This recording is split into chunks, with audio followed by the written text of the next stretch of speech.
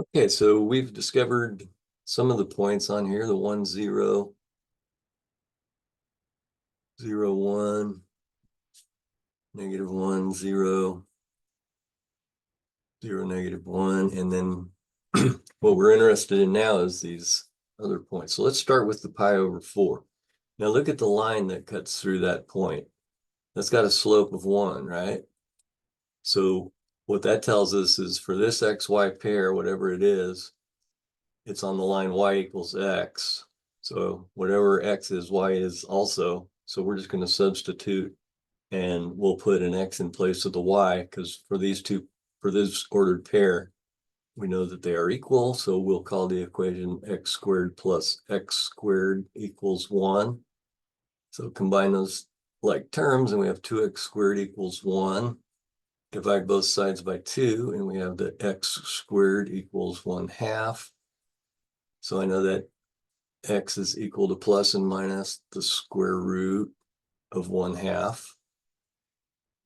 So that's plus and minus 1 over the square root of 2. So I'm going to multiply the top and the bottom by the square root of 2 to rationalize the denominator, and we end up with plus and minus the square root of 2 over 2. Okay, and again, we can just use some standard critical thinking here. So I know now that the coordinates for this, where x and y are the same, is the square root of 2 over the square root of 2 for both. And then I can look over here to the point that's mirrored, and at 3 pi over 4, the only one that's negative is x, so it's going to be negative square root of 2 over 2, and then y is still positive square root of 2 over 2. Come down here to this one, and I can see that they're both negative here, so negative square root of 2 over 2, negative square root of 2 over 2. For our last rotation by 45 degrees here, we're going to have x is positive, so it's the square root of 2 over 2, negative square root of 2 over 2. Okay, so we're taking care of more of these points, and so what we need now are the 30-degree and 60-degree points. So let's look at those.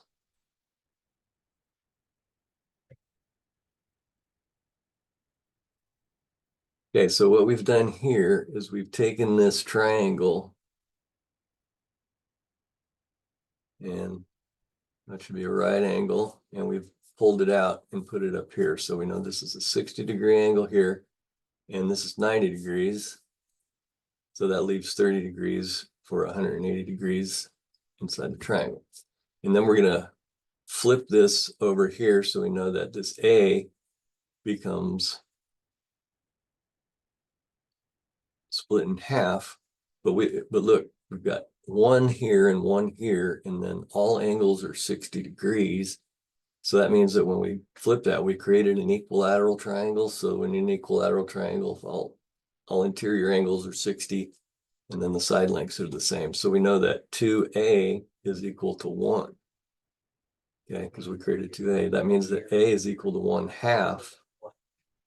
Okay, so that tells us that this right here, the x coordinate, we already know to be 1/2. Now we're going to find y, and the way we'll find y is that we'll use the Pythagorean theorem, a squared plus b squared equals c squared. And plugging in 1/2 for a, we're going to get 1/2 squared plus b squared equals 1 squared, because c is 1. So this basically, if I isolate b squared, we're going to get b squared equal to 1 minus 1/2 squared, which is 1/4. So b squared is equal to 3/4. Okay, so b is equal to plus and minus square root of 3/4, or plus and minus the square root of 3 over 2. Here we just consult the quadrant to decide which sign we're going to give. So the 1/2, that doesn't look very good. I'm going to write it again. So 1/2 for x. And then obviously this is the positive square root of 3 over 2 because we're above. Right now we're able to fill in not just the other ones that are mirrored, but I've actually decided now what this point is, because if we pull that out, we've also got a 30. If I did that, we've also got a 30, 60, 90. So all we have to do is reverse these points. So here I'm going over square root of 3 over 2, and the y is at 1/2 here for the 30-degree angle. Okay, so now we're able to pick up some extra information. If I wanted the sine of 30 degrees, I know that that's going to be equal to 1/2. It's also the same as the sine of pi over 6.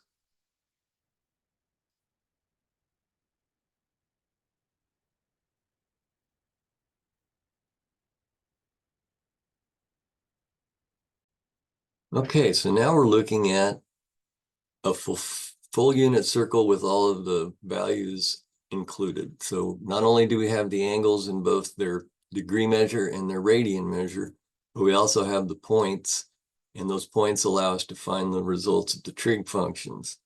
So let's just practice a few of these. Okay, so let's take a look at, this is asking us for all 6 trig functions for each of these. I don't think I'll spend that time on each one, but let's start with A. So if we ask for the sine of 0, now 0 is the same for radians as it is degrees. And remember, the sine asks for the y value, so the sine of 0 is 0. The cosine of 0, however, is going to be 1. And then the tangent of 0 is equal to y over x, and y is the one that's 0, so it's okay to have 0 on top, and 0 over 1 simplifies to 0. All right, and then remember, for the sine, the inverse function is the cosecant, and the cosecant wants 1 over y, so the cosecant of 0 tries to divide by 0, so this is undefined.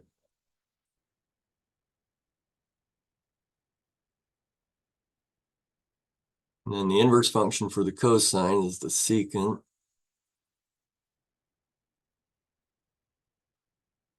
So that's going to be inverse of 1 is 1. And then the tangent has the cotangent. Of course, if I try and take the inverse of that, I'm going to be dividing by 0 as well. So since this is x over y and y is 0, this is undefined. Okay, let's go somewhere interesting here.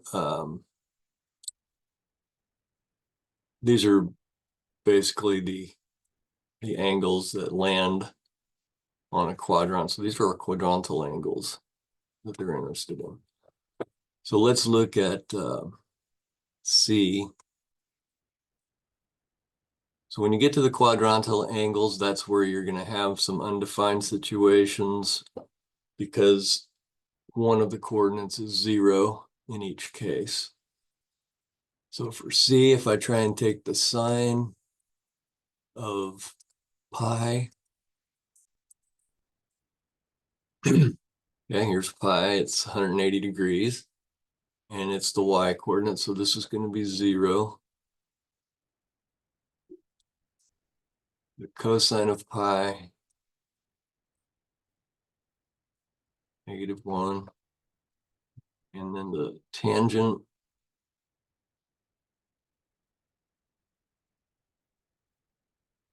So that's going to be 0 over -1, which is also 0. Okay, and then the cosecant will be undefined.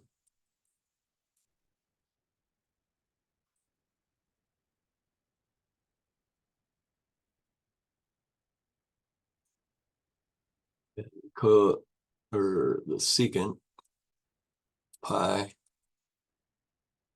inverse of -1 is -1, and then the cotangent is undefined. All right, whereas if we work with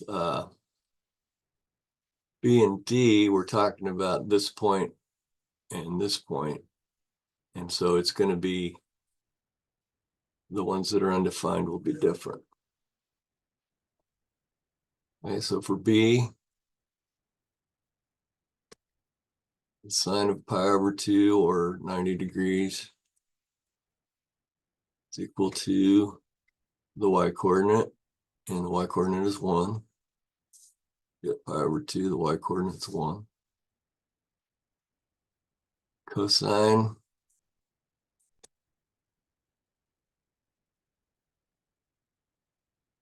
all x-coordinate 0. Tangent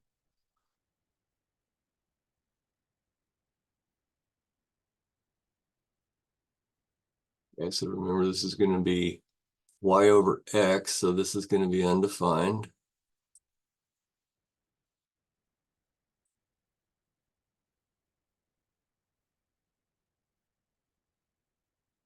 Cofunctions, the cosecant relates to the sine.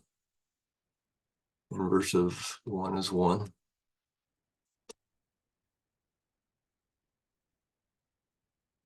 Secant is the inverse of cosine, so trying to divide by 0. So that's undefined. And the cotangent is equal to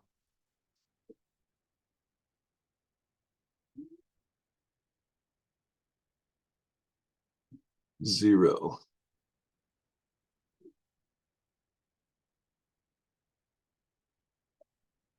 Okay.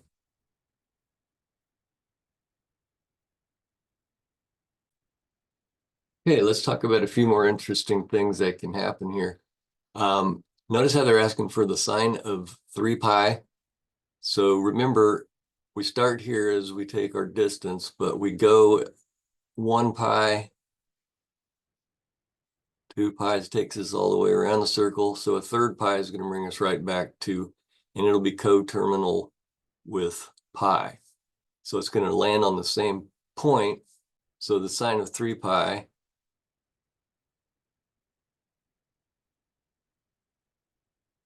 is equal to the y-coordinate of this point. So 0. And the cosine of 3 pi is equal to -1, -1. So, and then we'll just do the tangent.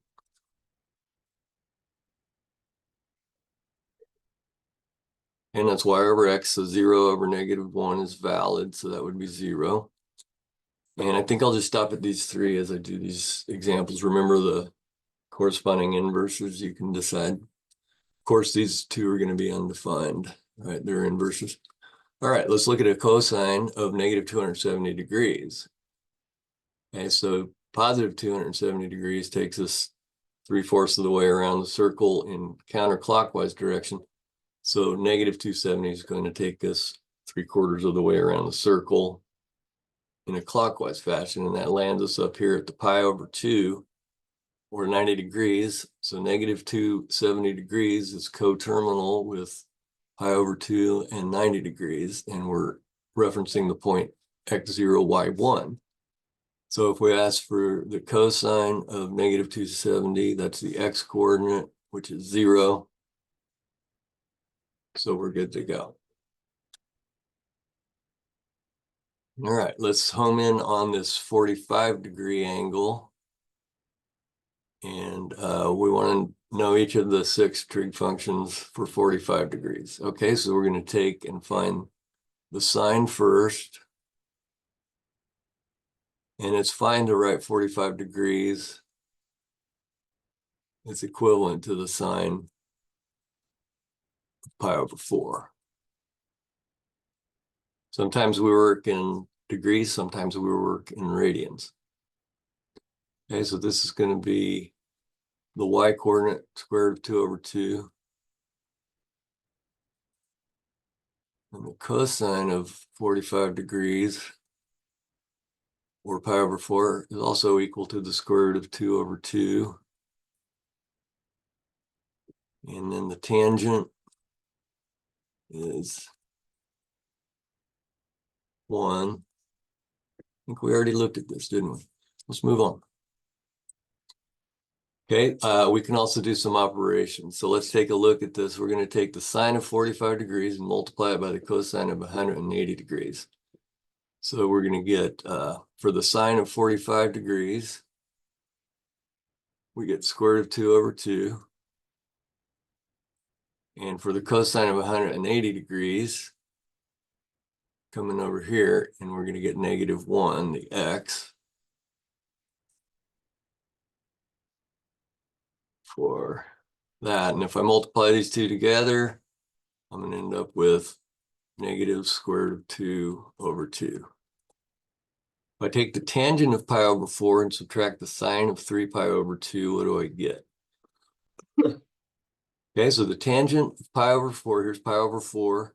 The tangent is y over x. Y is equal to x. So for this one, we're just going to get a good old 1. And then we're going to subtract the sine of 3 pi over 2.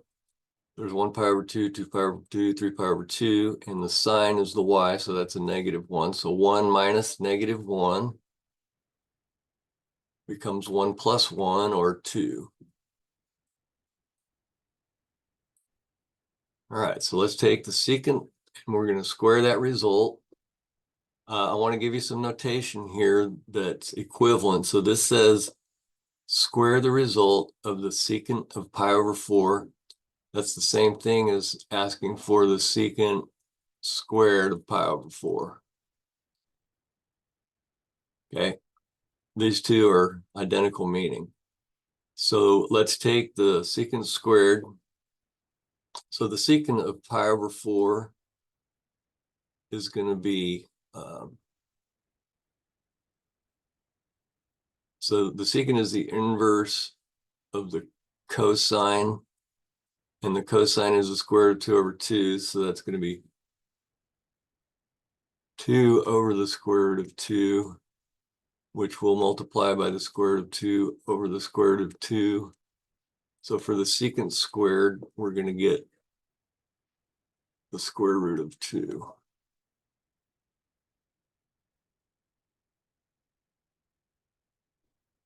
And then when we square it, it becomes 2. So this is going to be 2 plus the cosecant of pi over 2.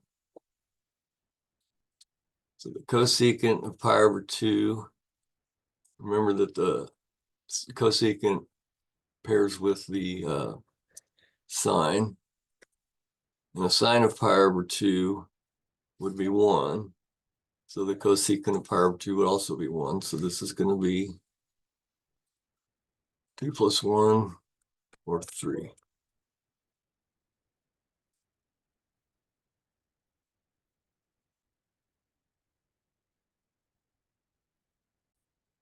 Okay, let's continue on with this example. We've got the coordinates in the unit circle identified here for the 60-degree angle. And we'd like to find the exact values of the 6 trig functions.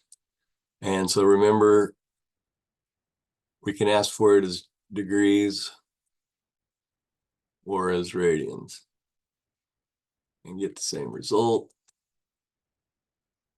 And that's just going to be the y coordinate. So that's the square root of 3 over 2. While we're at it, let's do the partner function. So remember, the sine partners with the inverse is going to be the cosecant.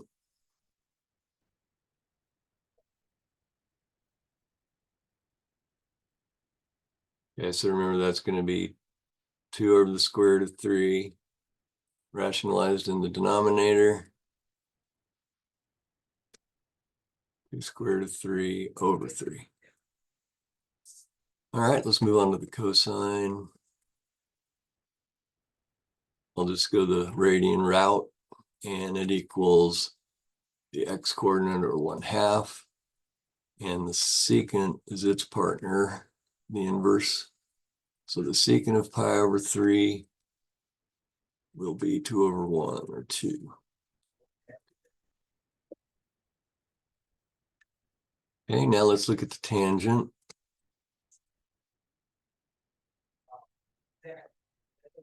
It's y over x, so it's going to be the square root of 3 over 2 divided by 1/2.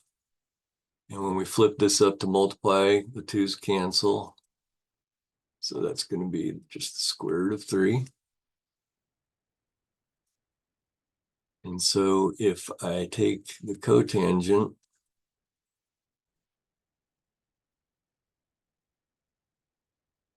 then that's going to end up being square root of 3 over 3. Okay. The results of this actually tell us something about that other 30-degree angle, right? Because the relationships, basically, we swap the x and the y. So let's move on to that. We should be able to see that these are just going to take on reverse roles. So this, what was the sine, will become the cosecant, and what was the cosecant will become the sine. Okay, so you can verify for yourself that the sine of pi over 6 is going to be equal to 1/2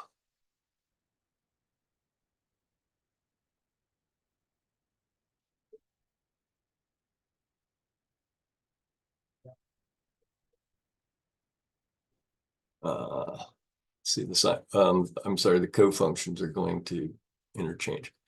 Then the cosine pi over 6 is equal to the x, which is now square root of 3 over 2. And the tangent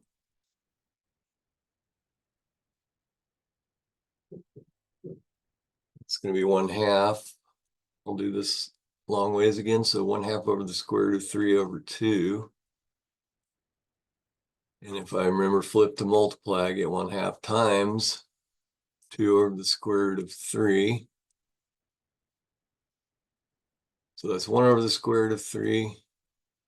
And if I rationalize the denominator, we get the square root of 3 over 3. Okay, so that means that the cosecant pi over 6 is equal to 2. Secant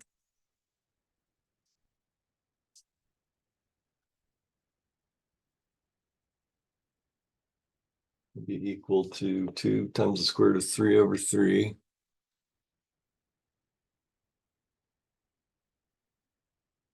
And then the cotangent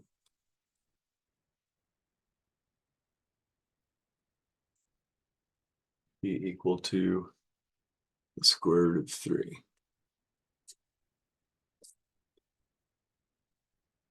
Okay, we'll look at some more. We'll talk about what if the point on the circle is not one of these special points. It's a 30, 60, 90, or 45 degree. And its corresponding angles in each of the quadrants. So we'll look at that next.